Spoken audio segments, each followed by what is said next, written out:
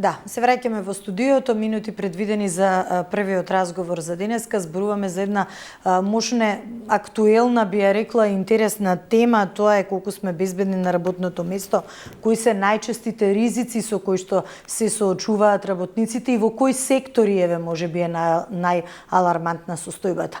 Добар ден му велам на Милан Петковски, истакнат експерт во оваа областа и председател на Македонското здружение за заштита при работа. Добре дојдовте. Добро утро и само една брза корекција. Минатиот, претходниот председател, значи сега не сум, сега сум во Меѓународна трудова организација. Добро, еве, бидејќи има многу активности околу оваа Меѓународна трудова организација, ги говоревме и претходно со многу цели и многу активности, на самиот почеток да кажеме и споредбено искуства состојбата во Македонија и она што можеме да го научиме и да го примениме нели од искуствата од другите земји, меѓутоа генерално каква е состојбата во однос на заштитата при работа и заштитата на работниците и во однос на легислативата, меѓутоа и во однос на оние дејности кои што се најалармантни или најризични.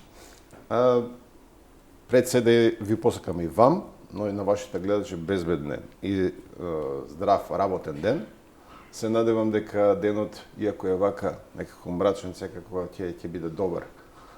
Во секој случај, безбедноста и здравјето при работа е се уште проблематика со која ние не сме ни почнале да се онака својски бавиме.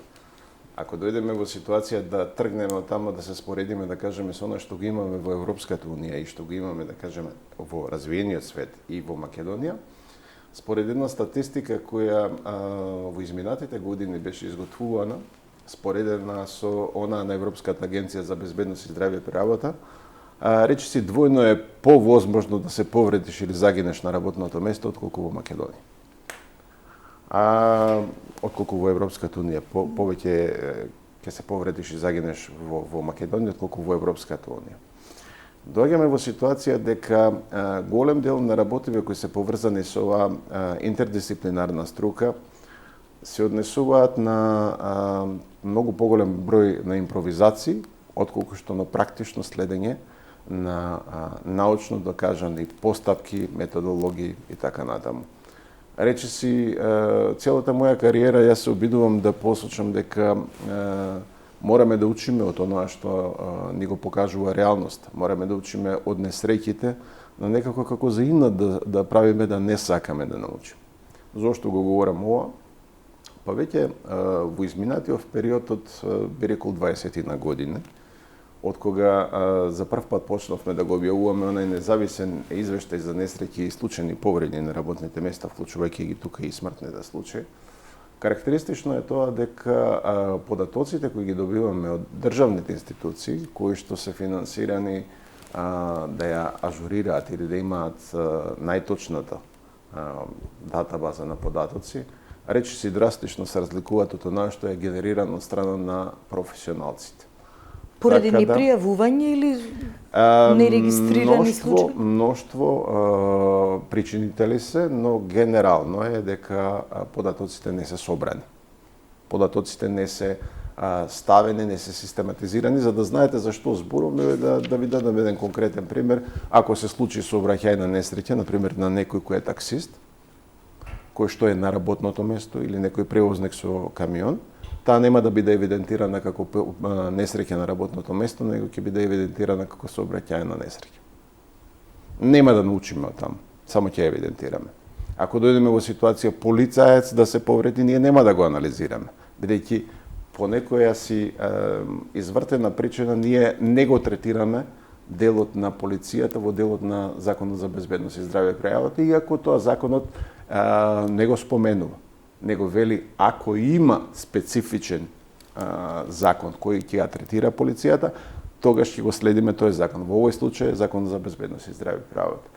Ако одиме, да кажеме, во делот на, да кажеме, рударството, повторно нема да ги третираме, него едноставно ќе бидат во делот на рударството. И така натаму, и така натаму. Така да за споредба, ако професионалците некаде во просек евидентираа по една несреќа со смртен исход на годишно ниво, неделно на годишно ниво од прилика 40 на смртни случаи, Во минатиот извештај на Државниот трудов инспекторат се евидентира некаде околу 17 смртни случаи. Но за споредба единствениот кој е надлежен во евидентирањето на несреќите на работното место, повредите, потешки со отсуство од 3 дена од работното место и смртните случаи, како и професионалните заболувања, е Институтот за јавно здравје. Тие паречици не евидентираат, тие немаат, евентуално ако имаат некој еден, двајца и така натаму. И тоа се податоците кои ние ги комуницираме до Државниот завод за статистика, и тоа се податоците кои ние ги комуницираме надвор во Светската здравствена организација. И апсурдот да биде поголем, ние доаѓаме во ситуација дека овие податоци говорат дека е многу подобро да се работи во Македонија отколку да речеме во Швајцарија или во некоја нордиска земја. Сакам да ви предочам дека немањето на податоци или неажурирањето на податоците од работните места не треба да представува чисто статистичка алатка. Таа треба да представува основа за ние да земеме на државно ниво да ги генерираме стратегиите во кои насоки ќе вложуваме дополнителни напори за да го намалиме ризикот на работното место. Сето ова, како што ви напомнав и на почетокот, е многу комплексна работа, но уште повеќе се усложнува кога несоодветни, да кажеме, профили на луѓе кои не разбираат проблематикава, кажуваат работи кои што треба или не треба да се прават. Затоа можеби делот, кога често пати ќе ме прашаат, зборувам за личната одговорност. Можам со, ајде сега и малци на посветла страна, нели, со Законот за безбедност и здравје при работа донесен во 2007 година, кој беше во рамките на транспонирање на Европската директива 89391. Имаме европски закон, но и не го успеавме да го малце закашкаме. Ние усогласуваме се со европска легислатива, меѓутоа како се применува тоа веќе? Па има еден елемент на кој ние, еве да кажеме како професионалци, настојувавме да го ставиме фокусот, како што е и во директивата, на работодавачот. Единствен според Законот за безбедност и здравје при работа е работодавачот. Ви напомнав дека и во рамките на проектот на кој работам и кој е во рамките на Меѓународна трудова организација, а е со нели поддржан од страна на Европската унија, проектот има за задача да ја скенира состојбата, малтене да направи рентгенска снимка на нашето законодавство во однос на она што го наложуваат конвенциите на Меѓународната трудова организација и на Европската директива или европските директиви кои се однесуваат на безбедноста и здравјето при работа. Се уште е тоа процес кој што би требало да ни укаже каде потврламе во смисол на законот. Искуствено можам да ви посочам дека во изминативе, да кажеме, ајде, речи си 20 на години се уште. Успеавме неколку пати да интервенираме во самиот закон, дури 11 пати се менуваше законот и околу 3-4 пати се менуваше од страна на Уставниот суд. И дојдовме во ситуација, сето тоа менување не оддалечуваше тоа што генерално самата директива го имаше за цел. Да ви кажем, апсурд да не биде да зборувам вака сега во балончиња. Например, ние имаме својствено за Македонија дека треба да се побара мислење во однос на проценката на ризик, што е исклучително професионална алатка за утврдување на ризици на работно место. Ние треба да побараме мислење од синдикатот, каде што синдикатот кој нема професионалци од оваа област треба да се произнесе во однос на ризиците на работното место. Зошто го става во нелагодна ситуација? Затоа што ако не знаете нешто, кога ќе ве прашат, вие што знаете, што ќе одговорите. И ако уште повеќе се потпишете дека сте согласни со проценката на ризик, ќе се најдете во една апсурдна ситуација дека на некој начин го амнестирате работодавачот. Многу, затоа ќе речам, е потребна оваа анализа која правиме во рамките на проектот кон безбедна и здрава работна средина во Македонија, каде што ќе се обидеме и на професионалците, и на синдикатите, и на работодавачите, но секако и на државната управа да им посочиме што е потребно за да го направиме законот онака како што треба да биде функционален. Самиот по себе знаете дека законот сам по себе е договор помеѓу двете страни, во случајов работниците преку синдикатите, работодавачите. Социјален диалог меѓу сите засегнати, да, меѓутоа како нотарот овдека е државата. Таа во суштина потврдува дека е тоа врз основа на меѓународните стандарди, потврдува дека е тоа договореното. Но ако дојдеме во ситуација да самиот закон го ставиме како парче хартија, ќе биде малтене мртво слово на хартија. Ако не го спроведуваме, а главните кои треба да вршат надзор врз спроведувањето, тоа е Државниот трудов инспекторат, единствената институција која ги има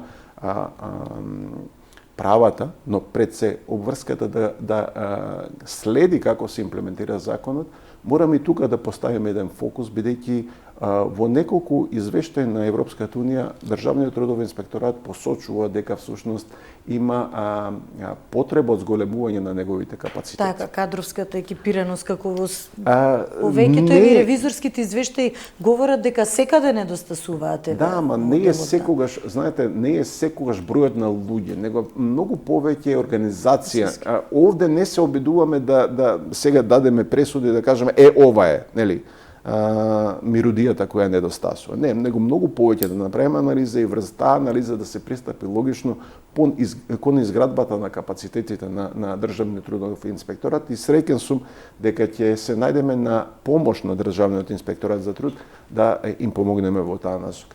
Ви напомнав и во третиот дел е во однос на податоците. Ако не имаме неколку институции, ви ги напомнав на почетокот, и тие неколку институции имаат различни податоци кои се релевантни. Често пати мене ми се случувало да извештаите или поточно информациите кои ги комуницирам најчесто се третирани заради тоа што многумина ги доведуваат во незгодна ситуација да речат па тоа се извештаи на невладини организации. Да се разбереме, тие самите извештаи не им е намерата да ги заменат државните институции. Значи во ниеден момент не им е намерата, него многу повеќе е да посочат дека имаме нешто што не функционира и поточно што не е како што треба. Имајќи го тоа предвид, е потребно да се направи еден, да кажеме, унифициран, унисон пристап кон информациите. Една база на податоци, практично, што може да ги собере од сите, нели? Знаете ли зошто? Значи, да ви објаснам зошто, не е заради тоа да прикажеме дека ние имаме прилично лоша или прилично добра ситуација. Него според повторно една математика на Меѓународната организација на трудот, земји како нашата на годишно ниво трошат од прилика од 4 до 6% од бруто националниот доход на директни и индиректни компензации поврзани со несреќите на работа. И сега самите тие кои проценти се, нели, 4 до 6, не значат ништо. Но ако тоа го преведеме во наши пари, ние ќе речеме дека некаде околу 500 милиони евра годишно ние трошиме на компензации на несреќите на работното место, на професионалните заболувања, на луѓето кои ги губат животите, да кажеме, на работните места. Дури и во малку ќе оддалечам темата за да ја приближам да гледачите малце попластично го разберат. Многумина говора, да кажеме, за случај, не сакам да го искористам сега, него само да ви дадам пример како не сме научени да ги третираме овие работи како случување на работното место. Дури и дискотеката која се случи во Кочани, дали имаше вработени? Тие вработени дел од нив загина. Тие треба да бидат третирани според законот за безбедност и здравје при работа. Покрај посетителите. Ме разбирате? Ако не дојдеме и не научиме и не ги анализираме овие случаи, кои што не довеле во ситуација да не се случат такви катастрофи, а секој загинат на работното место е катастрофа сама по себе, затоа што не е статистика, него тоа е нечиј брат, нечија сестра, нечиј син, нечија ќерка.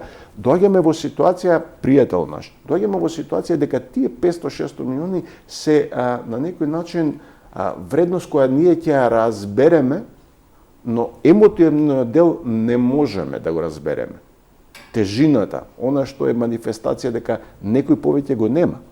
Загубата така личната и затоа доаѓаме ние во ситуација, например, дека премногу, би рекол, лесно поминуваме преку овој и текако комплексен дел на безбедност и здравјето при работа или создавањето на превентивна култура на работното место.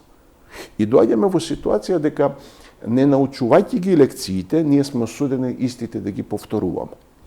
Сега, кога зборувам за се тоа, ние секако ќе имаме потреба од помош во рамките на проектот. Затоа доаѓаме во ситуација да ги поддржиме дури и оние типичните наши партнери, а тоа се социјалните партнери во смисол синдикати, во смисол работодавачи, во смисол професионалците, дури еден сегмент ќе биде насочен во однос на образованието. Зошто малите деца кои ги учиме од најмали, да не дојдеме во ситуација кои ги учиме, не пипај таму струја има. Зошто тоа да не го продолжиме во смисол дека создавањето на таа превентивна култура на работното место или поточно пријавувањето на ризиците. Значи, кога ќе види дека нешто не е во ред, да дојде да каже нешто не е во ред и треба да се среди, отколку, например, тоа не е моја грижа. Како градење на своевидна граѓанска одговорност, сега општествена одговорност, од најрана едукација, тоа веќе ако го земеме како. Па ако социјално, најчесто го третираат луѓето или латинскиот збор социјалис, значи другари, друштво.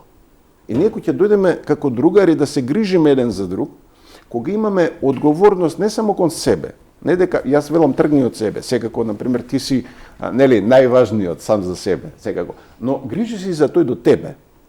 Грижи се и за тие кои што се во непосредниот твој круг.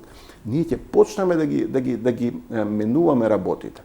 Се уште доаѓаме во ситуација дека тоа што го гледам, да кажеме, кабелот послан на сред соба, тоа не е моја одговорност, тоа е на некој трет таму. Кога ќе видиме дека е срушен или ќе се обруши покривот, тоа не е моја одговорност, тоа е на некој друг е одговорен. Кога ја пренесуваме одговорноста или кога не ја комуницираме, не го комуницираме ризикот, доаѓаме во ситуација ние малтене се подпишуваме несреќата да се случи на работното место. А бројни се. Почнувајќи од хемиски штетности, биолошки штетности, па побогу нема да забораваме на ковидот. Нема да забораваме дека дел ковидот самиот како биолошка штетност беше во работните простори. Да не забораваме дека мноштво од физички, хемиски штетности, делот на погрешни процедури, методологии за работа, допринесуваат да го градат онај огромен волумен на пари кои ги ние расфрламе како пијан во кафана, ги расфрламе, да кажеме, на несреќите на работното место и да не биде дека ги вадам работеви од малиот мозок дека 500 или 600 милиони евра се нереални. Замислете колку губи државата со неуплатување на доприносите од еден повреден или загинат на работното место. Замислете колку пари наши одат на лечење на некој повреден на работното место. Само замислете колку чини една машина која се скршила за време на несреќата, колку чини таа за да се надомести не само на работодавачот, него генерално колку тие работни места или таа фирма веќе може да преживее. Ние правевме многу симулации и во тие симулации од прилика една несреќа, каде што го отстранува, да кажеме, работникот од работното место, го чини безмалку во период од 3 месеци некаде од 25 до 30.000 евра. Затоа што мора да донесе, да му плати и понатаму на него придонеси, мора да чека да дојде да биде исследување од страна на Државниот инспекторат за труд, мора да се платат медицинските белешки, мора да се најми адвокат, мора да се направи застој на работниот процес за да се исследи сето тоа и така натаму и така натаму. Тоа е премногу една комплексна работа која многумина се губат во текот на разговоров заради тоа што е апстрактна. Не ги засега нив и доаѓа во ситуација тоа некој друг ќе се грижи. Може би една од работиве која во изградбата на таа превентивна култура е дека само професионалец, само луѓе кои знаат проблематиката може да допринесат. Сите оние кои импровизираат се тука само за да посметаат. Кои дејности, јас би сакала повторно и во однос на проектот што го работите со меѓународната организација, ќе проговориме и поопширно, меѓутоа, може ли да се категоризираат дејности кои што носат особен ризик во... Може, да. Иако најчесто луѓето ја поврзуваат градежништвото со број еден убиец на македонскиот работник, сепак според статистиката на професионалците на професионалните здруженја, број еден убиец е земјоделството. Замислете, Тоа се оние кои не ги гледате, тоа се оние кои што работат на нивите, кои што немаме секојдневно телевизиски екипи да ја подигнат, да кажеме, свесноста дека се случува нешто тамо, него едноставно тоа се луѓето кои гинат тивко, бешумно на своите работни места. Тоа се исто и луѓето кои се навеќе затруени од пестициди, хербициди, фунгициди. Тоа се оние луѓе кои најчесто се изложени на хемиски штетности. Во една дури, ќе ми дадете одека една минута, во еден дури од документарците кои ги снимавме во минатото, тоа е и делот кај што имаме и дечји труд во Македонија. Замислете оние семејства кои се на работ на сиромаштијата, кои работат, да кажеме, на производство на тутун. И само тоа екзистира. Каде ја наоѓаат работната сила? Па во непосредното семејство. Тоа се оние дечиња кои што од мали нозе треба да станат заедно со родителите и да дојдат да работат на нива. Трет, по дефиниција, е секторот за тешка металургија. Значи, кај што имате фабрики, кај што имате, да кажеме, производство на челик, производство на обоени и необоени метали, и доаѓате во ситуација дека после тоа, а највеќе, интересно, највеќе кои пријавуваат повреди на работа, администрација. Зошто? Па заради тоа што најголемиот дел на луѓето кои што разбираат дека има, да кажеме, закон за безбедност и здравје при работа, се оние во државните институции. Според едно повторно истражување, кое го правив лично, некаде од прилика 87-8% од синдикалците, кои се, нели, оние што треба највеќе да знаат, не знаат дека постои законот за безбедност и здравје при работа. Замислите колкава е тоа бројка. А претходно ви кажав дека тие директно треба да бидат вклучени дури во изработката на проценката на ризик, која е основната алатка за утврдување на ризиците. Така, се бара мислење, како што рековте. Гледате, абсурдот колку оди во одредени насоки. Секој од синдикалците зборува, да кажеме, за поголема плата.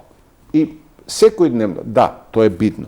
Но чуму ти е плата ако ти, например, го изгубиш животот? Што ќе ти користи платата ако ти дојдеш, да кажеме, станеш инвалид на трудот? Зошто си се борел? Најголем дел е, дури статистика уште една, најголем дел од луѓето кои излегуваат или бегаат од Македонија се оние кои и покрај тоа што имаат сигурни работни места, доаѓаат во ситуација дека вели, не ми е сигурно работното место. Јас не можам да се разбудам утре да знам дека сум безбеден на тоа работно место. Значи, одам кај што има ред. Ако немаме ред, ако немаме, да кажеме, ситуација кај што човекот ќе се чувствува потребен, значи во таа микросредина, ако се чувствува небезбеден, што ќе одбере? Ако нешто слично му понудат, дури и малце да биде подобро платено, што ќе одбере? Ќе ги напушти сите оние кои ги познава, ќе се пресели, ќе отиде некаде на страна. Зборуваме овдека за индустриите кои највеќе го убиваат македонскиот работник. Но, од друга страна, дозволете ми повторно да се вратам на Законот за безбедност и здравје при работа, македонскиот работник не го користи, можеби најакото право кој го има во законот, тоа е да одбие да работи. Значи, не да рече, јас не сакам да работам, него да побара од работодавачот да рече, ова е небезбедна работна средина и побарувам да го намалите ризикот на работното место. Значи, тоа е право кое произлегува од законот и самото тоа право, ако не го користи работникот, тогаш тој прави компромис по однос на она што му е највредно.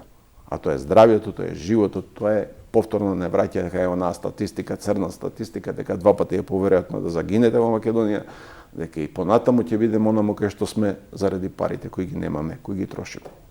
Да.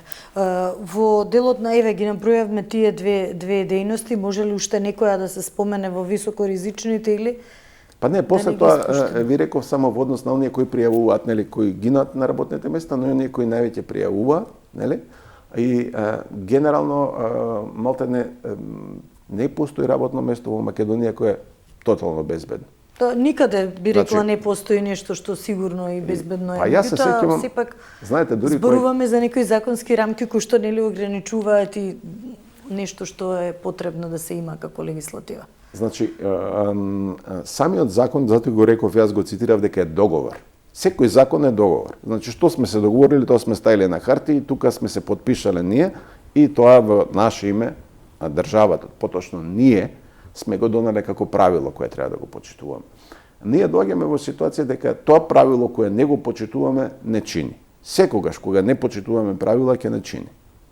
Затоа го говорам овој дел кој што се однесува на неколку аспекти. Едно е што ние подразбираме под безбедност или создавање на таа превентивна култура на работното место, колку ни се случува често тоа, а тоа е преку анализа. Тоа се анализи кои треба да ги прават експерти, стручњаци.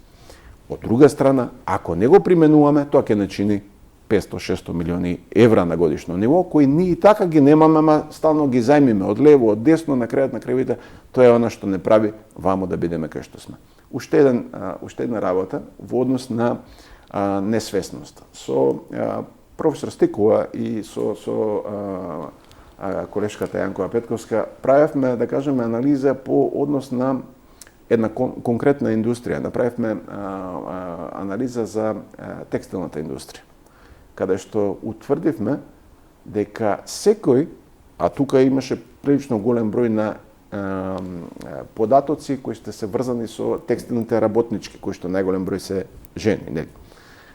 Заради природата на работата и заради таа дека традиционално дека жените се во текстилна индустрија. Таа трудоинтензивна индустрија, малта не секој од нив имаше барем по 3 диагнози. Секој ќе го вратиме назад, кој ќе нели споделуваме вакви податоци, зборуваме за ситуација дека или е миопија, или е се некои кардиоваскуларни заболувања, или е некој дел на ендокринолошки, да кажеме, проблеми поврзани и така натаму и така натаму. И најчесто тоа во нашето поимање на работите се прифаќа како тоа е. Така и било пишано, нели? Ама затоа тоа го осудува да речиси секојдневно слушаме дека таа индустрија вели јас не можам да приберам или не можам да привлечам нови вработени. Па побогу, како мислите, најдобар индикатор дали некоја индустрија ќе преживее или не, запрашајте се. Дали вашето дете би го вработиле на работното место кај што вие работите? Значи, тоа ни беше еден вид на лакмусова хартија кај што ние велевме врз основа на ова. Ако не научиме од овие нели индикатори кои ни покажуваат дека човек, работничката не се чувствува безбедно, здраво на работното место, што очекувате? Утре да рече моето дете ќе работи на истото работно место и ќе биде како мене? Дел од одговорите на прашањата се прилично едноставни, но дали сакаме да ги слушнеме? Така, многу интересен индикатор за размислување. Па наједноставните. Значи да не правам сега големи, нели, јас можам да навлезам и да, нели, влечам, не знам, разни методологии кои ги користиме, но тоа само ќе ги изгубиме, да кажеме, со гледачите, ќе речат добро, дај да видиме што има на другиот канал. Се обидувам да ви предочам дека секој од вас е дел во ова ора. Но ако не се обидеме да го задржиме ритамот сите, тоа ќе имаме папазјание. Ако одиме сите со исти ритам, може ќе грешиме по некој чекор, ама барем ќе одиме со истиот ритам на овакво. Затоа и дел од тоа што се обидуваме да го направиме со проектот е буквално за еден релативно краток временски период. Преку Меѓународната организација на трудот, во поддршка со Европската унија, да дојдеме во ситуација да се обидеме смерниците да ги поставиме за тоа што значи добра пракса. За тоа што значи дека може и поинаку. Дали ќе биде прифатено или не, повторно не зависи само од нас, нели? Од Меѓународната организација на трудот, него зависи и од оние на кои се наменети овие работи. Ги наброев. Институт за јавно здравје, делот на Државен трудов инспекторат, делот на надлежното Министерство за економија и труд, делот на сите оние институции кои што генерално имаат обврски по однос на создавањето на безбедна и здрава работна средина, но најповеќе е работодавачот. Ако работодавачот дојде и свати дека всушност со тоа го штити својот најголем ресурс, а тоа е работникот, бидејќи не постои ниту еден друг елемент кој му создава дополнителна или додадена вредност. Не му создава профит. Ако го нема работникот, тој ќе дојде во ситуација... Практично инвестиција, не непотребен трошок. Па да, најчесто, например, се обидуваме и тука да кажеме секој денар вложен, например, враќа 4 денари, да кажеме, врзани со сигурноста, одржливоста во економска смисла. Да не се лажеме. Живеам во Македонија, од Македонија потекнувам и знам кои други работи под маса се.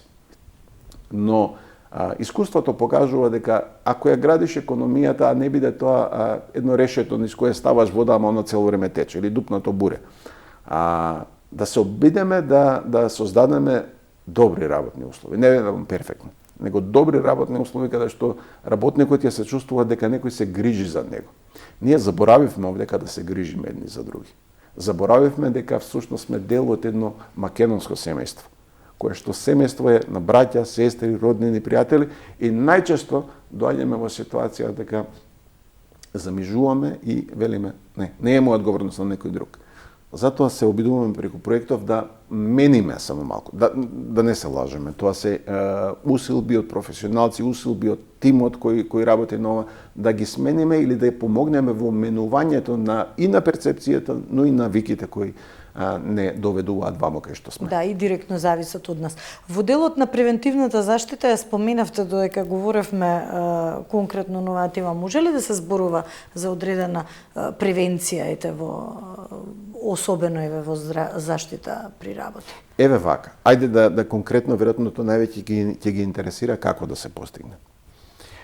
Според Законот за безбедност и здраве при работа, секој работодавач мора да направи проценка на ризик на работните места, значи тој е одговорен за работниот процес и тој има, да кажеме, 10 работни места. Да кажеме, во студиото, вие сте водител, новинар, таму има сниматели, таму има режија, таму има, да кажеме, возачи, за секој од тие работни места работодавачот е должен да направи проценка на ризик. Таа му ја доверува на тим кој што е лиценциран од страна на државата, кој е составен од стручно лице за безбедност и здраве при работа, од лекар по медицина на труд и лице овдека кое што ги знае процесите. Сега, кој ќе го добие документот, ако работодавачот го стави само за која ќе дојде инспекција, дека имаш проценка на ризик, имам изјава за безбедност, а внимавајте, изјавата за безбедност е документот каде што вие самиот наслов кажува дека изјавувате дека сте свесен кои ризици ги има работното место. Свесен сте на што ги изложувате работниците. Ако тој се одлучи тоа да го направи еднаш во 10 години, да ја стави некаде таму, не знам, да фаќа прашина, тогаш не сме завршиле работата. Тогаш не создаваме превентивна култура, него тогаш одиме на чекбоксови. Тогаш доаѓаме во ситуација дека ние формата ја задржуваме, ама субстанцата ја губиме.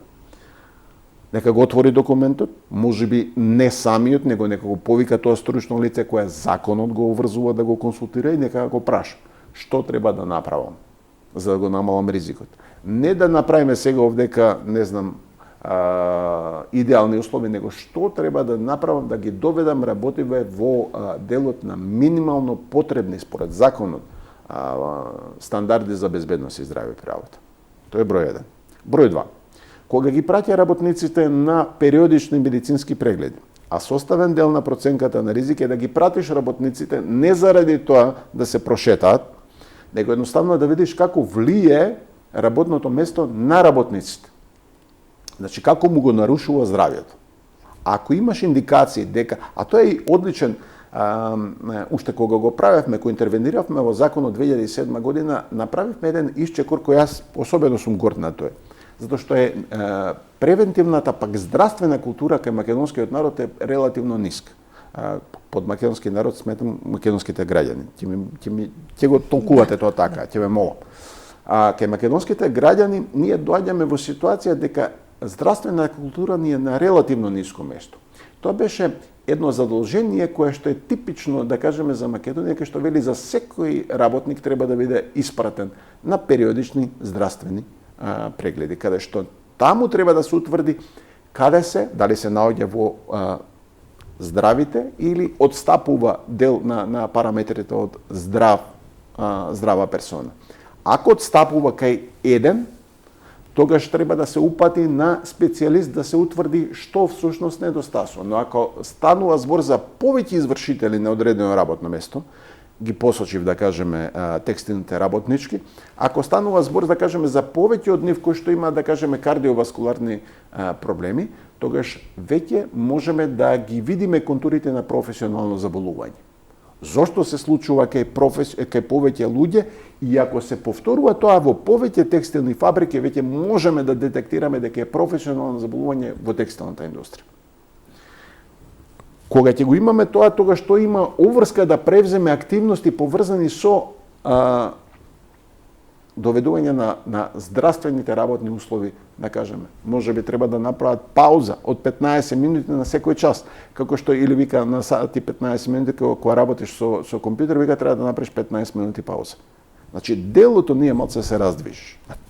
Проста работа, смешна работа, ама е врзана со тоа да ги, разбудиш мускулите. А доаѓаме во ситуација дека кога веќе ги спојуваме овие две работи, инженерските работи, во однос на проценката, здравствените работи, ние веќе, ако се сеќавате, кога деца цртавме, ние ги спојувавме точките, кога ги спојуваме точките, добиваме еден лик. Добиваме всушност како влие работното место на работникот во текот, да кажеме, на годините. И веќе можеме да утврдиме дека прецизно си детектираме сами да создадеме каде. Можеме да утврдиме дека одредени индустрии е потребно повеќе внимание да посветиме отколку да кажеме на некој со помалку ризик. Секое работно место е битно. Дозволете тоа да се направи преку проценката на ризик и кога ќе дојдеме ние во ситуација дека таа проценка на ризик ја направиме како основа за изјавата за безбедност, тогаш доаѓаме во ситуација дека работодавачот сам е вели: јас сум одговорен. Одговорноста не треба да се трга од себе. Одговорноста е во смисол на тоа дека едноставно секој си ја работи својата работа. И му возможуваш на тие што ти прават профит, добри работни услови за да ти направат уште повеќе профит. Не можеш ти да направиш повеќе профит ако ти ги разболуваш, да кажеме, работниците. Јас сум една паралела да направам, јас сум многу голем противник на делот со, да кажеме, бенефициран стаж. Заради тоа што, ќе го цитирам, не дека мене ми текнало, него професорот на студиите за безбедност и здравје или заштита при работа, тоа така се вика, велеше бенефицираниот стаж е согласност да умираш на рати. Значи, како можеш некому да му компензираш, да речеме, на рударот, кој ќе го ставиш во јама и да му речеш, да, после 50 и нешто години ќе заминеш во пензија, ние ќе вработиме млад. Нелогичноста во ова е дека ние на работодавачот го амнестираме од делот, му време ај плати повеќе и ќе ти даеме ново дете, да кажеме, вулгарна смисла, ќе ти даеме ново дете. Не. Зошто не превземеш ти доволно издржани, научно издржани чекори, кои што всушност ќе го направат тоа работно место безбедно и здраво. Не велам дека после 55 да ме разберат повторно, значи морам овдека со астерик да зборувам. Значи, не велам дека после 55 некој може да се симне доле во јама. Него зборувам дека тој после 55 години може би да биде инспектор на јама. Може би да биде, да кажеме, оној кој ќе ги едуцира новите рудари. Може би ќе биде оној кој што рудникот има задолжение да го контрактира како независен трговско друштво или трговец поединец, да откупува земјоделски производи од него до неговото пензионирање. Ова се сеја малце ја разводнувам темата. На темава, меѓутоа генерално да ги одмораме и слушателите малце повеќе во однос на темава која зборам, дека за се си има логични решенија, се до нај момент дека ја користиме и логиката и науката. Кој ќе дојдеме во емоциите, тогаш престануваме и тогаш таков предмет немавме на факултет и не можам да бидам стручњак за тоа. Така, за заокружување на разговорот, колку време ќе трае проектот, како се е осмислен? Благодарам на прашањето, тој е започнат во 1 мај, значи минатата година и трае 42 месеци, значи некаде до октомври 2028 година, каде што со колегите имаме исклучително предизвикувачка работа да дојдеме во ситуација да си помогнеме сами на себе. Јас не се двојам, ќе ме разберете, не да бев сега да кажеме во некоја друга држава, ќе рече да ви помогнеме. Не, него да си помогнеме самите на себе во смисол на самите институции, ако е потребно дури најдобрите професионалци од областа да ги повикаме, светски професионалци да ги повикаме и да ги ставиме на располагање за да полека ја градиме македонската заштита при работа или безбедност и здраве при работа, ама на солидни основи. Дека ќе грешиме, ви кажувам од почеток, ќе грешиме на некои работи. Ама многу е подобро, например, ако грешиме да имаме индикатори или поточно имаме показатели кои што ќе ни укажат дека нешто не е да во ги ред. детектираме грешките, па да бараме решенија. И да мениме. Да се вратам повторно на делот со проценката. Ако ние не ја ажурираме, да кажеме, дури законот вели секогаш кога ќе се мени работниот процес, секогаш кога ќе се случи некоја повреда, секогаш кога ќе се јави некоја, да кажеме, заболување, мораш да ја ажурираш проценката. Јас во изминатиот период многу ретко имам видено, да кажеме, компанија кои што реално тоа го применуваат во секојдневието. Него едноставно или имам проценка на ризик кога си ја правил пред 11 години на здравје. Еден куп луѓе поминале, еден куп процеси, еден куп машини се смениле, а ти не си ја ажурирал. Не заради мене. Ти секако, например, кој ќе дојде инспектор, тој не може, нема време да дојде па да ти ја чита, да кажеме, некој направил Војна и мир, Лав Толстој се распишал таму и ти пишал 500 страни, па ти ќе ги читаш. Не, инспекторот е оној кој треба врз основа на времето кое му е дадено, врз основа на познавањата кои ги има да помине, да види, да утврди и да сочини записник врз основа на тоа дали се применети или не се применети. Значи да не очекуваме од тие луѓе па сега дека тие треба да бидат магионичари. Самите оние магионичари кои што треба да ги менат местата или работите во една микросредина за кои имат релативно ограничен временски период да делуваат. Значи не си правиме такви филмови. Задолжението е кај работодавачот. Ако работодавачот не дојде во ситуација да рече чекај, имаше некој Милан таму зборуваше, дај кој ми беше стручното лице, дај да видиме што треба да направиме, дај да видиме. И нека си направи пресметка колку тоа ќе го чини ако не го направи.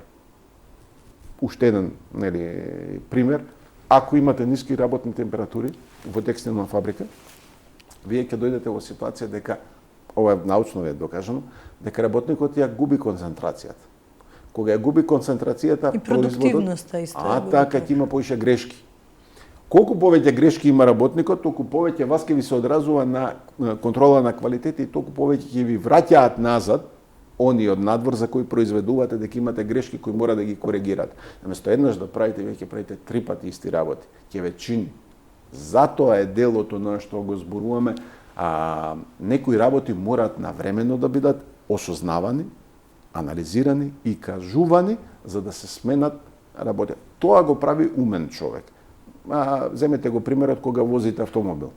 Ако вие возите, да кажеме, неприлагодена брзина, па што сакате правите, вие ќе се истумбате некој. Ако возите премногу споро, овие од позади ви свират. Но ако не ја прилагодувате брзината на условите на патот и на сообраќајните знаци, па и некој ќе ве казни, Ќе не казнат Бога ми сега и со сите ќе видиме, ќе мора да се прилагодуваме на правилата и на прописите.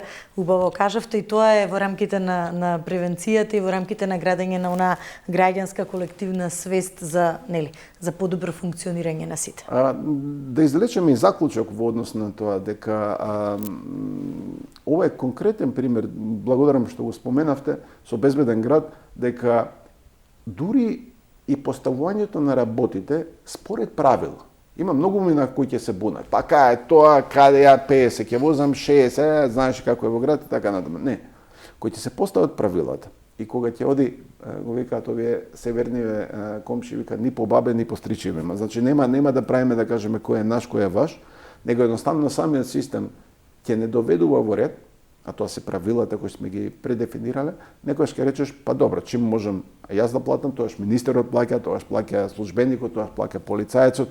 Нека важи за сите, верувајте, така се гради она, да кажеме, култура на еден народ и така се прави, да кажеме, традиција кај еден народ.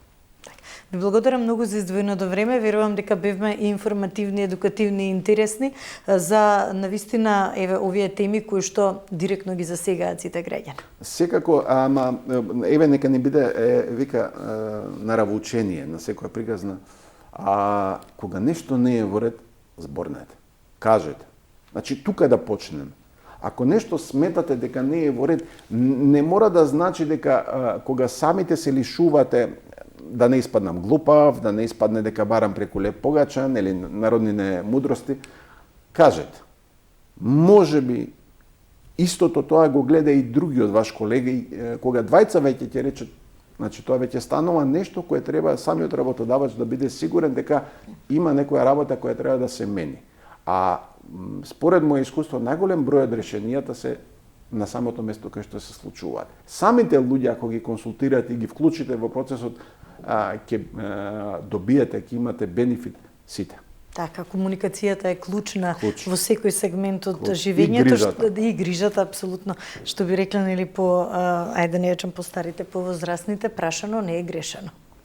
Така, ви благодарам уште еднаш за издвоеното време. Благодарам и на вас. Почитувани, правиме кратка пауза и се враќаме повторно во студиото. Бидете со нас.